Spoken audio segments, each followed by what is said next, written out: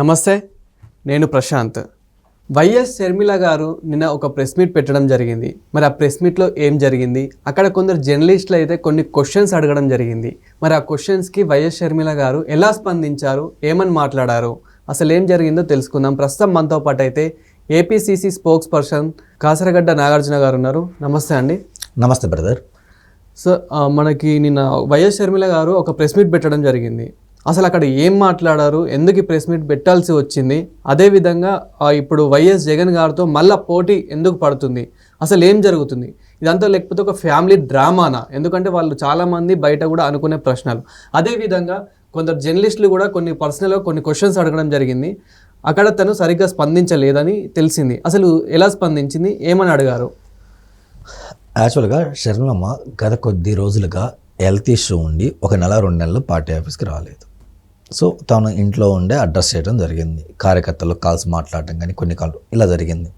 అయితే గత 2 రోజులుగా షర్మిలమ్మ విజయవాడ పార్టీ ఆఫీస్కి రావడం జరిగింది. వచ్చిన తర్వాత 2 ప్రెస్ మీట్లు అడ్రస్ చేసింది. మొదటి రోజు అడ్రస్ చేసిన ప్రెస్ మీట్ ఏంటంటే వక్ఫ్ బోర్డు గురించి అడ్రస్ చేసిన తర్వాత హెల్త్ అంటే ఒక విలేకరి సునీతమ్మ ఇలా అంటుందని చెప్పి స్పందించండి మేడం అంటే షర్మిలమ్మ స్పందించింది దాని మీద.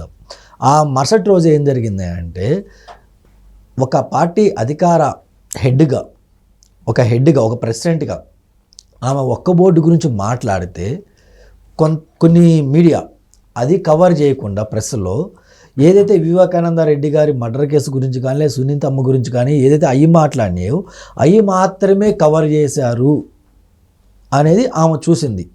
చూసిన తర్వాత నెక్స్ట్ డే ప్రెస్ మీట్కి పోలవరం గురించి ప్రెస్ మీట్ జరిగింది. ఆ ప్రెస్ మీట్ జరగక ముందే షర్మిలమ్మ ఒక కమిటీ వేసింది. పోలవరం మీద కాంగ్రెస్ పార్టీ తరఫున ఒక కమిటీ వేసి అసలు పోలవరం ఏం జరుగుతుంది, ఏంటి విధి విధానాలు మనం బయట పెట్టాలి, నిజ నిర్ధారణ కమిటీలాగా ఒక కమిటీ వేసి పంపించింది. ఆ కమిటీ మొన్న షర్మిలమ్మని కలవటం జరిగింది. జరిగిన తర్వాత ఫస్ట్ ప్రెస్ మీట్ అయిపోయిన తర్వాత ఆ కమిటీతో కూర్చొని దాదాపు 4 గంటల పైన సుదీర్ఘ చర్చలు జరిగిన తర్వాత ఏంటని మొత్తం డీటెయిల్స్ మొత్తం తీసుకున్న తర్వాత ఆ నెక్స్ట్ డే ప్రెస్ మీట్ పెట్టి ప్రెస్ మీట్లో పోలవరం గురించి మాట్లాడటం జరిగింది. అయిపోయిన తర్వాత ఏం జరిగిందంటే షర్మిలమ్మ విలేకరుల క్వశ్చన్ అడిగారు, ఆన్సర్ చెప్పింది, అయిపోయింది. ఇంకా లేచి వెళ్ళిపోతున్న టైంలో ఒక విలేకరు క్వశ్చన్ అడిగారు. నేను అక్కడే ఉన్నా ఆ ప్రెస్ మీట్లో ఉన్నా. 2 ప్రెస్ మీట్లో క్వశ్చన్ అడిగారు. క్వశ్చన్ అడిగినప్పుడు షర్మిలమ్మ ఏం చెప్పింది, నేను ఇవి సమాధానాలు చెప్పను, నేను ఒక పీసీసీ హెడ్గా ఇక్కడ ఉన్నాను, రాజకీయపరమైన ప్రజలకు సంబంధించిన విధానాల పరమైన క్వశ్చన్లు అడగండి, ఆన్సర్ చెప్తాను, ఫ్యామిలీ క్వశ్చన్ నేను ఆన్సర్ చెప్పను. ఎందుకు చెప్పను మేడం అని అడిగితే నేను నిన్న ప్రెస్ మీట్లో మీరు అడిగిన ప్రతి క్వశ్చన్కి ఆన్సర్ చెప్పాను. రాజకీయ పరంగా అడిగిన ఆ క్వశ్చన్లకి ఆన్సర్ చెప్తుంటే మీరు ఫ్యామిలీ ఏది క్వశ్చన్ అవి మాత్రమే కవర్ చేశారు కదా. సో ఈరోజు కూడా అదే జరిగిద్ది.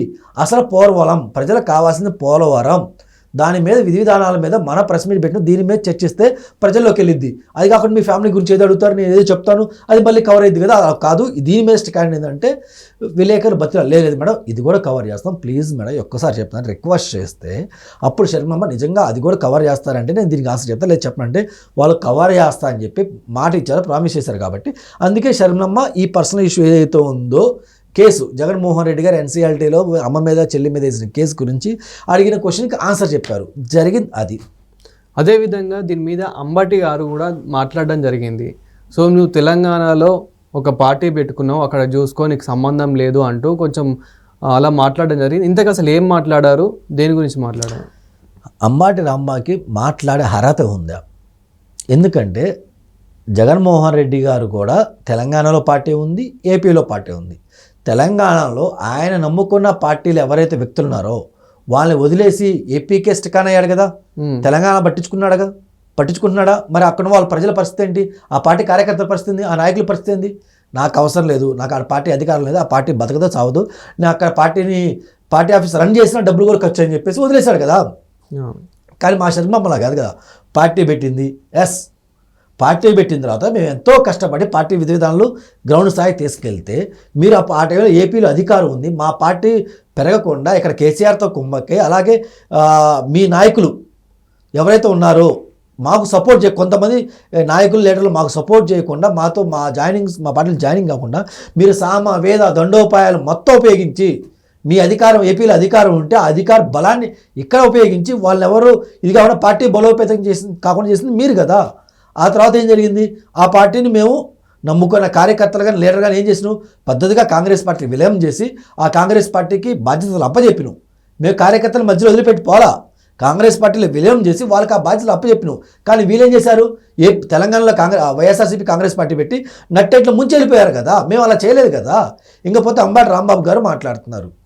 అసలు ఇష్యూ ఏంటి, ఒక్కబోర్డు గురించి మాట్లాడాల్సింది పోయి మీరు ఫ్యామిలీ గురించి ఎందుకు మాట్లాడుతున్నారు, పోలవరం గురించి ఎందుకు మాట్లాడుతున్నారు అని చెప్పి ఇదే అంబటి రాంబాబు సాక్షిలో లైవ్ పెట్టి మాట్లాడారు. నేను క్వశ్చన్ వేస్తున్నాను, అంబటి రాంబాబు నువ్వు నిజంగా పాలిటిక్స్ ప్రిపేర్ అవుతున్నావా, మీ జగనన్న ఇచ్చిన ప్రెస్ స్టేట్మెంట్ చదువుతున్నావా? నిన్న కాక మొన్న మీకంటే ముందు షర్మిలమ్మ ఒక్కబోర్డు మేము మీటింగ్ పెట్టింది, ప్రెస్ మీట్ పెట్టింది, మాట్లాడింది, మా పార్టీ విధి విధానాలు చెప్పింది. ఇలా జగనన్న ఇప్పటికి ఒక్కబోర్డు మీద ఒక ప్రెస్ మీట్ పెట్టాడా? లేదు. ఒక ప్రెస్ వీళ్ళు వచ్చి మాట్లాడుతున్నారు, ఈ చోడాబోటా నాయకులు వచ్చి మాట్లాడుతున్నారు. కానీ మా షర్మిలమ్మ ప్రెస్ మీట్ పెట్టింది ఒక్కబోర్డు మీద. మరి మీ జగన్మోహన్ రెడ్డి ప్రెస్ మీట్ పెట్టాడా? మీ జగన్మోహన్ రెడ్డి మాట్లాడారా? ముస్లిం సోదరులకి మేము వాళ్ళకి సపోర్ట్ చేస్తామని చెప్పి మాట్లాడారా? మాట్లాడలేదు కదా. మేము మాట్లాడిన తర్వాత మీరు మాట్లాడారు. సెకండ్ ఈయనేమంటాడు పెద్ద మనిషి, మీరు పోలవరం గురించి మాట్లాడడం అంటే నువ్వు నారా చంద్రబాబు నాయుడికి సపోర్ట్ చేసినట్టే కదా, ఈ టాపిక్ ఇష్యూ డైవర్ట్ చేసినట్టే అన్నాడు. సన్నాసి, నువ్వు అదే రోజు పోలవరం గురించి మాట్లాడావు. నీ సాక్ష్యశాలను ఓపెన్ చేసి చూసుకో. మా షర్మిలమ్మ ప్రెస్ మీట్ పెట్టిన తర్వాత, మా కాంగ్రెస్ కమిటీ డ్రాఫ్ట్ ఇచ్చిన తర్వాత, రిపోర్ట్ ఇచ్చిన తర్వాత అసలు ఏం జరుగుతుంది పోలవరం అని మా షర్మిలమ్మ నిజ నిజాలు కానీ ఇంకోటి కూడా బయట పెట్టిన తర్వాత మీరు ఇప్పుడు వచ్చి మాట్లాడి నువ్వు ప్రెస్ మీట్ పెట్టావు కదా. మరి నువ్వెందుకు ఈ టైంలో ప్రెస్ మీట్ పెట్టావు? అంటే నువ్వు కూడా చంద్రబాబు నాయుడికి సపోర్ట్ చేస్తున్నట్టేనా? అంటే ఇండైరెక్ట్ నువ్వు ఎన్డీఏకి సపోర్ట్ చేస్తున్నట్టేనా? ఏం మాట్లాడుతున్నావు? మేము ప్రెస్ మీట్ పెట్టి మేము ఉన్న సమస్యలని విధి విధానాలు చెప్పిన తర్వాత వీళ్ళు పెట్టారండి. ఈ పెద్ద మనిషి ఈరోజు వచ్చి మాట్లాడుతున్నారు. అసలు వక్ఫ్ బోర్డు మీద కదా వైఎస్ఆర్సీపీ స్టాండ్ ఏంటండి? ఇప్పుడు ఆల్మోస్ట్ లోక్సభలో సపోర్ట్ చేయాల, వ్యతిరేకంగా ఓటేసావు, గుడ్, మెచ్చుకుందాం. మరి రాజ్యసభలో నువ్వేం చేసావు? రాజ్యసభలో ఈ పెద్ద మనుషులు సార్ విప్పు జారీ చేసి ఆ విప్పు జేబులో పెట్టుకున్నాడు సార్. జేబులో పెట్టుకుని నువ్వు అసలు ముందు ఆ రోజు మార్నింగ్ కానీ ఆ 2 రోజులు ముందు కానీ నువ్వెందుకు ఇష్యూ చేయలేదా అంటే అర్రని మర్చిపోయని చెప్పుకుంటున్నారు ఇప్పుడు వీళ్ళు. ఎప్పుడైతే నేను విప్పు ఇష్యూ చేసాక అన్నాడు. రాజ్యసభలో ఎన్డీఏకి మెజారిటీ లేదు. పాయింట్ నెంబర్ 1, మా ఇండియా కూటమిలో ఎవరైతే ఉన్నారో మా ఓట్లు మేము ఎగనెస్ట్గా వేసాం, ప్రూఫ్ ఆధారంలో బయట పెట్టినాం. మరి ఈ వైఎస్ఆర్సీపీ పెద్దలు ఎవరైతే ఉన్నారో వీళ్ళు విప్పు జారీ చేసామని చెప్తున్నారు తప్పించి మీరు ఓట్లు ఎవరికి వేసారు ఏందో ఆ విధి విధానాలు ఆ ప్రూఫ్లు ఎందుకు బయట పెట్టలేకపోయారు?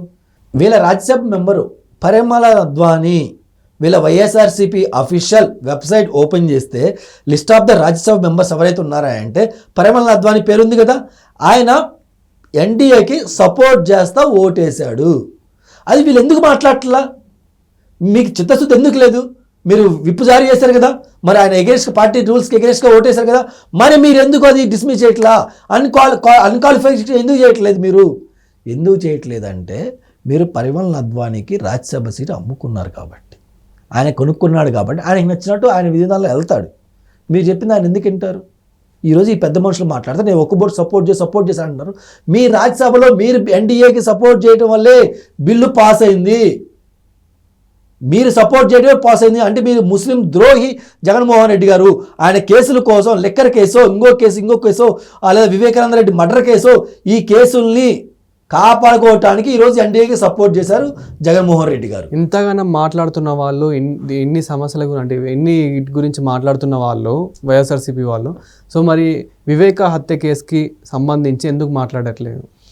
ఏం మాట్లాడుతున్నారు సార్? ఏం మాట్లాడతారంటే మాకు సంబంధం లేదు, మా సంబంధం ఇదే మాట్లాడతారని చెప్పించి గత 5 సంవత్సరాలు మీ గవర్నమెంట్ ఉన్నప్పుడు మీరు ఎందుకు ప్రూవ్ చేయలేకపోయారు?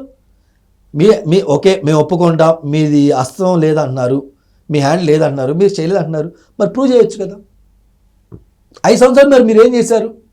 గోళీలాట ఆడుతున్నారా, కోతి కొమ్మచ్చి ఆడుతున్నారా? ప్రూవ్ చేయింది బోక అన్నీ వీళ్ళు ఎటు చూపిస్తున్నాయి అంటే తాడేపల్లి ప్యాలెస్ వైపే చూపిస్తున్నాయి. ఈరోజు మీరు అది మభ్య పెట్టుకోవడానికి ఏదేదో చేస్తున్నారు తప్పించి మీరు డైవర్స్ పాలిటిక్స్ చేస్తున్నారు. ఆంధ్రప్రదేశ్ ప్రజల తరపున ఎవరు పోరాడుతున్నారంటే ఒక షర్మిలమ్మ మాత్రమే ఇప్పుడు పోరాడుతుంది. జగన్మోహన్ రెడ్డి గారు నరేంద్ర మోడీ గారి దత్తపుత్రుడు. ఈరోజు ఒక సంఘలో నారా చంద్రబాబు నాయుడు గారిని అలాగే పవన్ కళ్యాణ్ గారిని పెట్టుకుంటే ఇంకో సంఘలో జగన్మోహన్ రెడ్డి గారు ఉన్నారు కదా. ఆ సంకేతి చూపిస్తే కనబడతారు జగన్మోహన్ రెడ్డి గారు. ఈరోజు 10 సార్లు వీళ్ళు ఏమంటారు? పవన్ కళ్యాణ్ గారు చంద్రబాబు నాయుడు గారు దత్తపుత్రుడు. నేను ఈరోజు చెప్తున్నాను, నరేంద్ర మోడీ గారు దత్తపుత్రుడు జగన్మోహన్ రెడ్డి గారు. ఇప్పుడు ఎన్డీఏకి సపోర్ట్ చేస్తుంది జగన్మోహన్ రెడ్డి గారు. ఒక బోటికి సపోర్ట్ చేస్తే బిల్లు వేసింది జగన్మోహన్ రెడ్డి గారు. ఇంతకన్నా ఆధారాలు ఇంకేం కావాలి సార్ తెలుగు ప్రజలకి? నవ్వుతున్నారు సార్. వీళ్ళ యొక్క అపరిచితులు ఎలాగైతే గెటప్లు ఉంటాయో ఆ గెటప్లు కంటే ఎక్కువ గెటప్లు వీళ్ళు వేస్తున్నారు సార్. వీళ్ళు బయటకు వచ్చి గుడ్డలు చెప్పుకొని మేము ముస్లిం కోసం పోరాడా అంటున్నారు. ముస్లిం కోసం పోరాడింది ఇండియా కూటమి. మేము ఫైట్ చేసాం, మీరు సపోర్ట్ చేస్తే ఓటేశారు సార్. జనాలు కూడా ఇది ఒకసారి తెలుసుకోవాలి. Thank you sir.